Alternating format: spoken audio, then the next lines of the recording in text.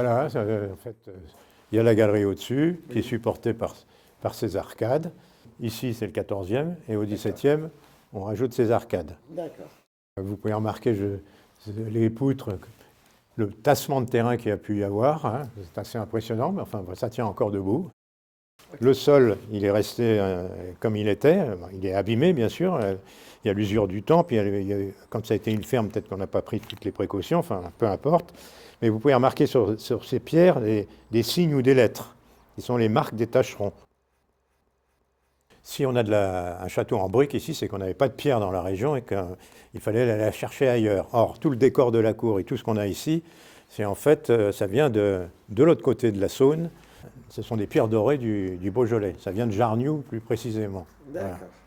On va aller voir cette chapelle oratoire qui se trouve ici, donc, comme on dit.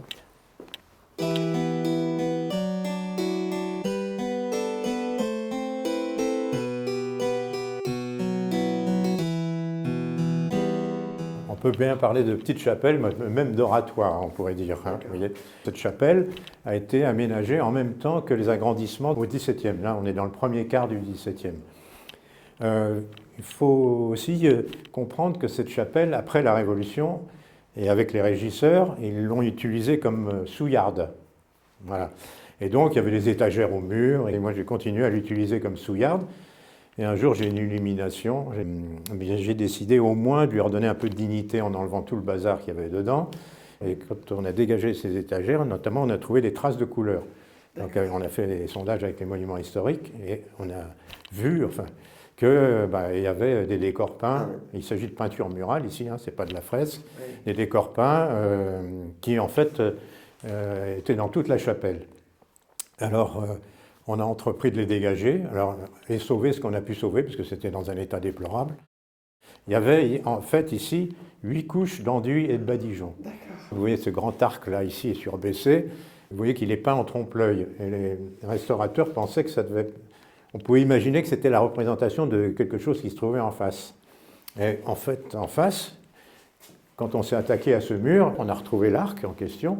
Mais surtout, eux, après, ils ont eu l'idée de sonder le mur et on s'est aperçu qu'il y avait vraiment une niche. Et on a creusé sur 70 cm de profondeur et on a trouvé ces peintures. C'est intéressant, c'est qu'on a le décor complet. Donc on a ce décor de rinceaux, c'est ces volutes que vous voyez là, qui reposent sur un décor de balustre.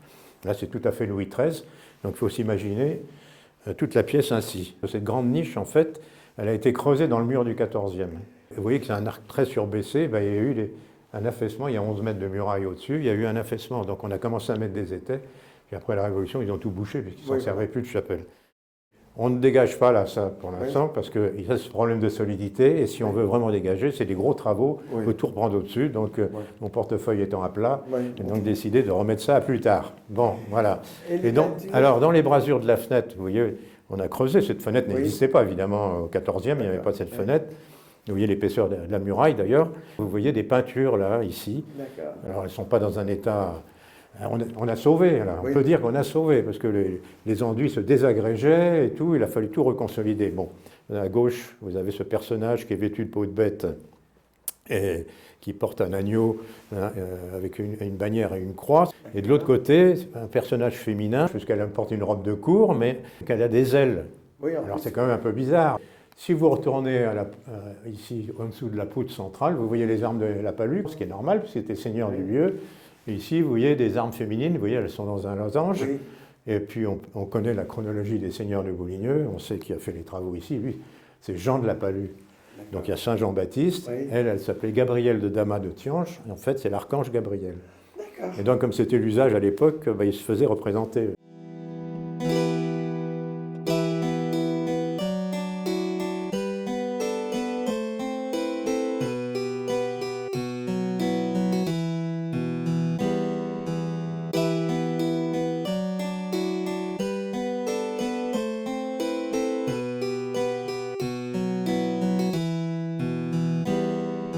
Puis alors sur l'extrados de la voûte, là, ça a été un cauchemar parce que tout tombait par gravité naturelle. Hein, et les lacunes, ça avait été repris au ciment prompt, alors vous voyez.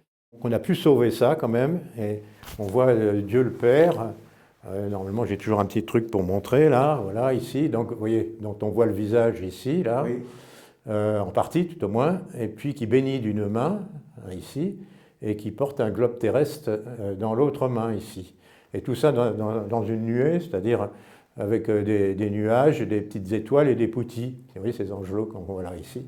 Donc, il faut vous l'imaginer, autrefois plus coloré qu'on ne le voit aujourd'hui. Donc, aujourd'hui, comme on fait maintenant, on dégage, on consolide et on met en valeur, mais on ne restitue pas. Puis alors, il y a un très beau plafond, comme vous pouvez voir ici. Donc, par chance, lui, je vous l'ai dit tout à l'heure, il y avait eu 8 couches qui cachaient tout ça avant. Et lui, il n'avait pas été peint. Il était sali par des éclaboussures de mortier, peut-être, mais par contre, il était noir. Donc, on devinait à peine les motifs. Et donc, ça a été nettoyé à la gomme. On va dire que c'est parce que c'est de la peinture à la détrempe, à l'eau, donc avec des liquides, c'est pas possible. Les restauratrices, elles ont mis 1 mois et demi à 2 pour nettoyer tout à la gomme.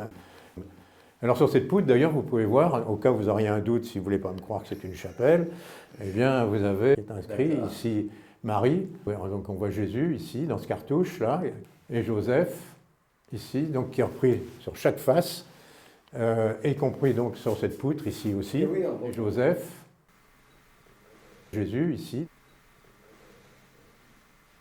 Marie.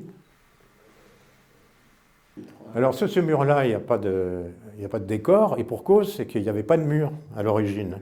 À l'origine, vous aviez une porte à colonnette, comme on a là-bas, ça faisait le pendant, donc des deux côtés, et en fait, on pouvait regarder la chapelle à travers. Voilà pour la massouillarde qui a retrouvé ce qu'elle devait être la chapelle. Maintenant, on va sortir.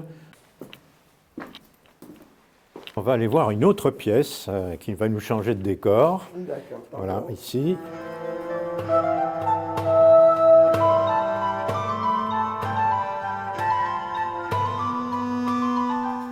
On quitte un décor du XVIIe pour arriver dans une pièce qui a essentiellement un aspect XIVe, à part les lumières. Oui. Et qui était l'ancienne... En fait, c'était qui était d'ailleurs plus qu'elle n'est là aujourd'hui. Au XVIIe, on a monté cette cloison, cuisine. Vous voyez son état général, on a encore les sols, sur lesquels vous pouvez voir des marques de tâcherons encore. Oui. Les plafonds, et puis une belle cheminée du XIVe, avec ses poivrières, voilà, un décor en fait. Alors également, de l'autre côté, vous pouvez voir qu'il y a une porte à accolade, qui est, bon, ça c'est relativement classique, une porte à accolade, mais elle a double accolade. Si vous voyez, il y a 2 dessins, ça c'est plus rare. À l'origine, il n'y avait pas ces fenêtres, c'est-à-dire qu'elles ont été percées au XVe, mais au XIVe, il n'y avait pas de fenêtres. Comme on voulait rendre vraiment habitable cette demeure et un peu plus civilisée, je puis dire, on a monté cet escalier. Cet escalier, il date de 1617. Il permettait donc de monter les plats dans la salle haute, la salle seigneuriale, directement. La salle seigneuriale dans laquelle on va aller après.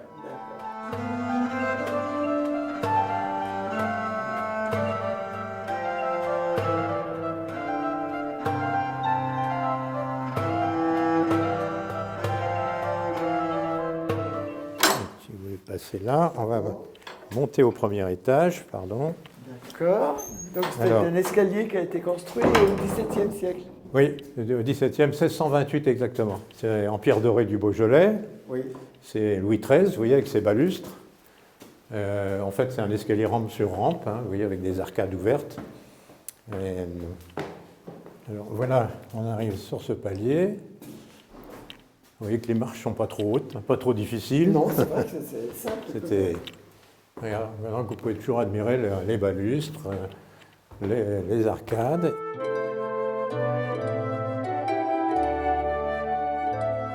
On arrive dans la grande galerie. En fait, c'était tout peint. L'escalier, les murs étaient peints, il y avait un décor peint.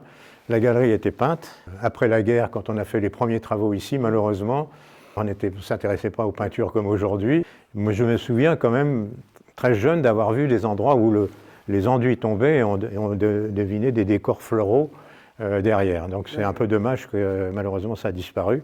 Avant qu'on aille plus loin, je voudrais vous montrer un détail qui est intéressant. Vous voyez cet escalier là, qui est dans l'épaisseur des murs. C'était la manière de circuler autrefois dans le château, soit par ce type de passage, soit avec des échelles. Et alors là, on aboutissait en fait sur le chemin de ronde, qui se trouve là-haut, qui existe toujours d'ailleurs. En fait, on arrivait ici sur la courtine. Mais quand ils ont réaménagé l'escalier ici, ils ont démoli la courtine pour arranger comme c'est là maintenant. Voilà. Donc maintenant, on va aller plus loin.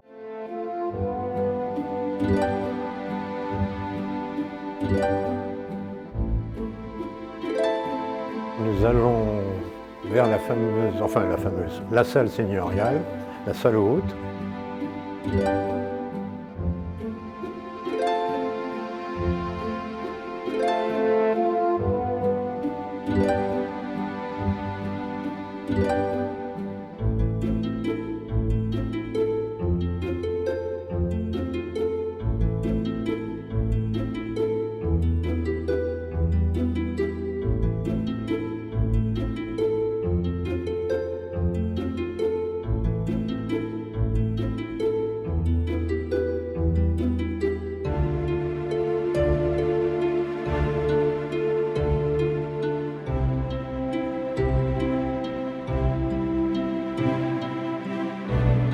Cette salle était le double de ce qu'elle est aujourd'hui. On a monté cette cloison pour la diviser en deux, ça fait encore une grande pièce, mais au total ça faisait plus de 100 mètres carrés la pièce. Et il y avait une grande cheminée à chaque bout, alors il reste celle-ci, l'autre a été remplacée plus tard par une cheminée Louis XVI. Alors cette cheminée, elle mérite quand même qu'on la regarde, parce que c'est une belle cheminée, dernier quart du XVIe siècle. Elle comporte dessus, vous voyez, une peinture, un trumeau, c'est une huile sur toile, hein, oui. Qui représente le jugement de Paris. Cette peinture, qui est classée d'ailleurs indépendamment du château. Donc ici, on voit les principaux acteurs de ce tableau. Ici, c'est Paris. Et là, les trois personnages féminins qu'on voit ici, donc, ce sont trois déesses, Vénus, Junon et Minerve, ou Aphrodite, Héra, Athéna, si on connaît le nom grec. Et ces trois déesses se disputaient donc depuis toujours pour savoir laquelle est la plus belle.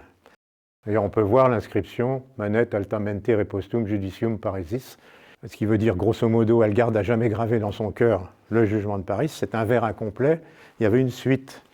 Et l'injure faite à sa beauté méprisée. En fait, ce n'est pas Vénus qui est toute contente d'être désignée, c'est elle qui est furieuse de ne pas avoir été désignée. Et les Lapalus ont choisi ce thème, il y a une raison. À la suite d'un jugement, ils ont été dépossédés de tout, donc jugement, ils ont considéré ça comme inique, comme une injure. Ah oui, d'accord. On devine les armes des Lapalus, là, qui ont été martelées, de la même façon que vous les retrouvez sur la plaque de cheminée qui se trouve ici. Voilà. Sur chaque côté de la cheminée, sur les jouets, comme on dit, il y avait aussi des peintures, une peinture de chaque côté, dont je connais le thème, mais elles ont disparu à une époque, on ne sait pas. Est-ce que c'est à la Révolution ou pas, on ne sait pas. Le plafond, ici, c'est un beau plafond. Il y a des poutres moulurées, on dit des poutres à glyphes.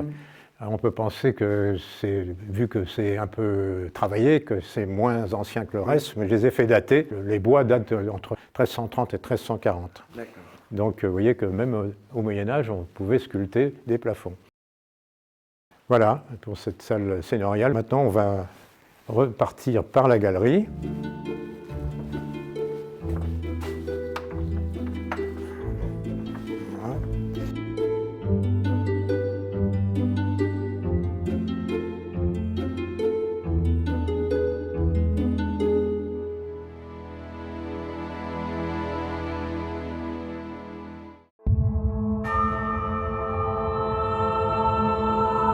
Alors vous me suivez bien, hein, une petite marche, encore une autre, et on va arriver dans le Saint des Saints. Voilà, vous voyez, c'est quand même assez vaste. Oui. C'est pas d'une folle gaieté, je vous l'accorde. C'était confortable, c'était grand quand même. Ben, déjà, c'est pas humide. Oui, c'est vrai. Hein, on présente souvent dans les cachots, hein, les prisonniers avec des gouttes d'eau qui leur tombent sur la tête. Là, on était au sec. Par contre, au point de vue lumière, c'était quand même assez limité.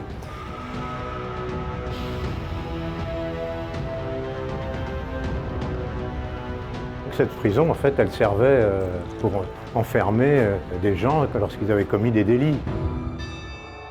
Alors de toute façon, les Lapalus, qui est une famille puissante et importante, ils étaient en toute justice ici, ce qui veut dire qu'ils avaient droit aux 3 justices, la haute, la moyenne et la basse. C'est une pratique qui a perduré jusqu'à la Révolution, et la Révolution, évidemment, a mis fin à tout ça.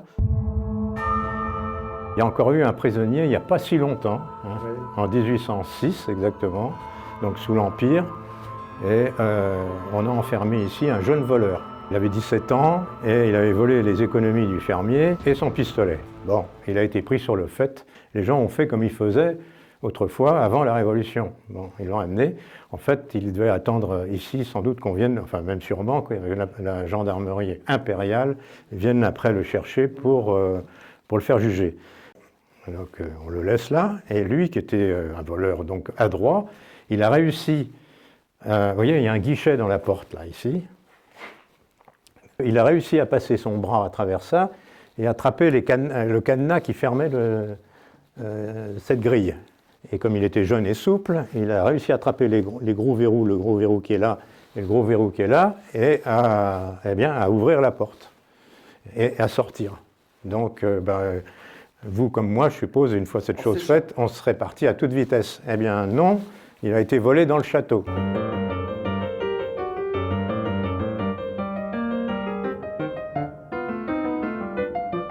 Et à un moment donné, il passe devant une fenêtre et il voit le maire avec un adjoint qui vient lui apporter de la nourriture.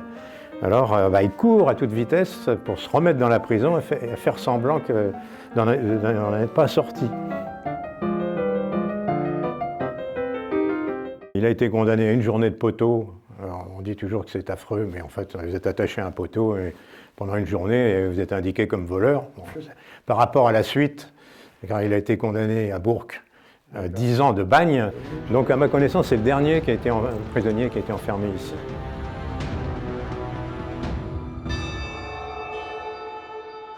Maintenant, nous allons faire le tour du château.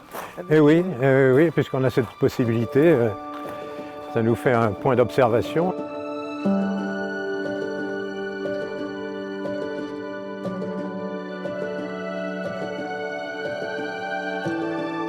Vous pouvez voir le fruit du mur, là. Vous voyez cette tour qu'on a ici. Oui. À l'origine, elle baignait directement dans l'étang. Donc là où nous sommes, nous étions dans l'eau, mais 5 mètres plus bas. Voilà. Et c'est seulement au 15e, quand on a rajouté les fausses braies qu'on a ici, qu'on a reculé l'étang par rapport à la construction primitive. Voilà.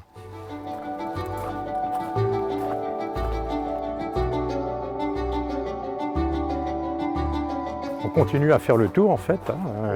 C'est un carré, hein. On peut faire le tour complet. Au passage, vous pouvez voir que cet étang est dans un état déplorable, c'est-à-dire qu'en fait, il n'a plus d'eau pratiquement.